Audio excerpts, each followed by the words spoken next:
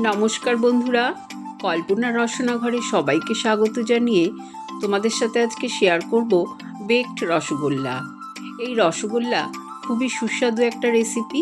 খুব সহজেই কিভাবে বাড়িতে বেকড রসগোল্লা বানাবে সেই রেসিপি তোমাদের সাথে শেয়ার করব। আমি এখানে দোকানের কেনা রসগোল্লাই নিয়েছি। রসগোল্লাগুলোর রস চেপে বের করে নিয়েছি। গ্যাস অন করে কড়াইতে আমি 1/2 লিটার দুধ দিয়ে দিয়েছি। দুধটা খুব ভালো করে ফুটিয়ে নেব, ফুটিয়ে ঘন করে নেব। দুধটা যখন ভালো মতন ফুটে উঠবে আমি এতে দিয়ে দেব 50 গ্রাম খোয়া ক্ষীর। খোয়া ক্ষীর আমি গ্রেট করে রেখেছি। খোয়া ক্ষীরটা দিয়ে দুধটা খুব ভালো করে নাড়িয়ে চাড়িয়ে ঘন করে নেব, কারণ খোয়া ক্ষীর দিলে কিন্তু দুধটা খুব তাড়াতাড়ি ঘন হয়ে যায়। তারপরে আমি এতে দিয়ে দেবো 4 চামচ মতন কনডেন্স মিল্ক। কনডেন্স মিল্কটা দিয়েও খুব ভালো করে জাল দিয়ে নেব দুধটা। আর চিনি দেওয়ার দরকার নেই। তোমাদের যদি মনে হয় একটু মিষ্টির প্রয়োজন তাহলে চিনি দিতে পারো। আর দিয়ে দেবো 1 চিমটে কেশর। কেশর তোমরা স্কিপও করতে পারো, কিন্তু দিলে ভালো হবে। আর দিয়ে দিলাম 1/2 চামচ ছোটো এলাচের গুঁড়ো।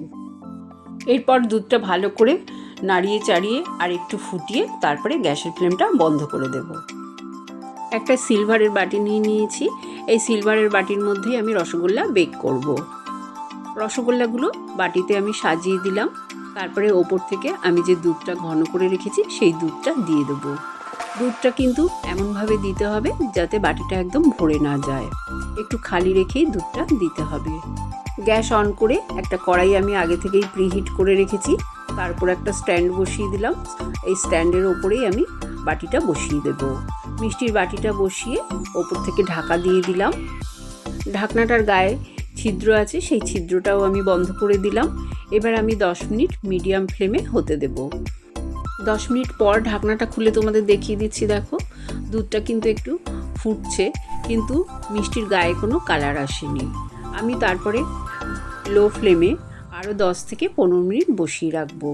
15 মিনিট পর আমি তোমাদের দেখিয়ে দিচ্ছি। দেখো রসগোল্লার গায়ে সুন্দর একটা কালার চলে এসছে।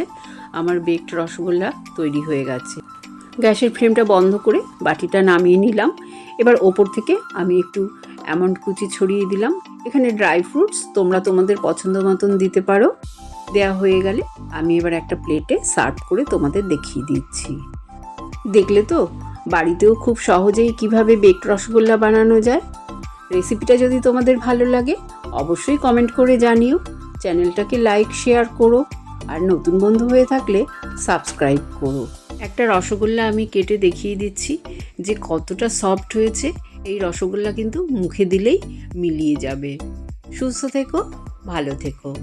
ধন্যবাদ।